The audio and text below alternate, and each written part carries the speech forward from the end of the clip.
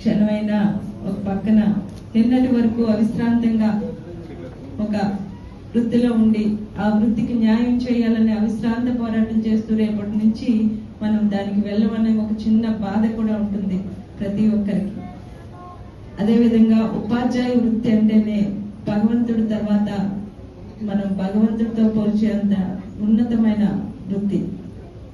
ఏదైతే ఒక భారత రాష్ట్రపతి కూడా తన గురువు ముందు లేచి నిలబడతారు, అంతటి ఉన్నతమైన వృత్తి ఉపాధ్యాయ వృత్తి. మీరు ఆ వృత్తిలో ఎంతో మందిని క్రమశిక్షణతో ఎంతో మంది విద్యార్థుల్ని ఉన్నతంగా తీర్చుంటారు. మీ ఇందాక చెప్పినట్టు 39 ఏళ్ల సర్వీస్ ని ఈ ఏలేశ్వరం మండలం నగర పంచాయతీలను ఆయన చేశారని చెప్పడం జరిగింది. నిజంగా అది చాలా ఆనందించదగిన విషయం.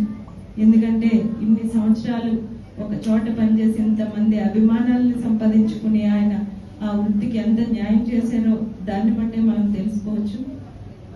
ఏదైతే తనకంట ఉన్నతంగా ఎదగాలి తన దగ్గర ఉన్న విద్యార్థి అని ఆలోచించేది ఒక ఉపాధ్యాయుడు మాత్రమే.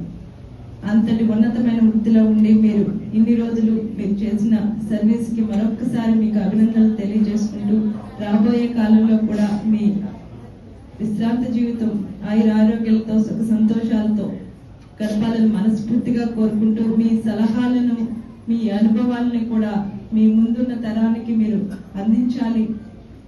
ఉపాధ్యాయుల నుంచి స్కూల్ నుంచి ఒక పదవి విరమణ చేసుకుని మీ సలహాలు ఇవ్వడానికి మాత్రం మీరు ఇంకా విరమణ చేయలేదు.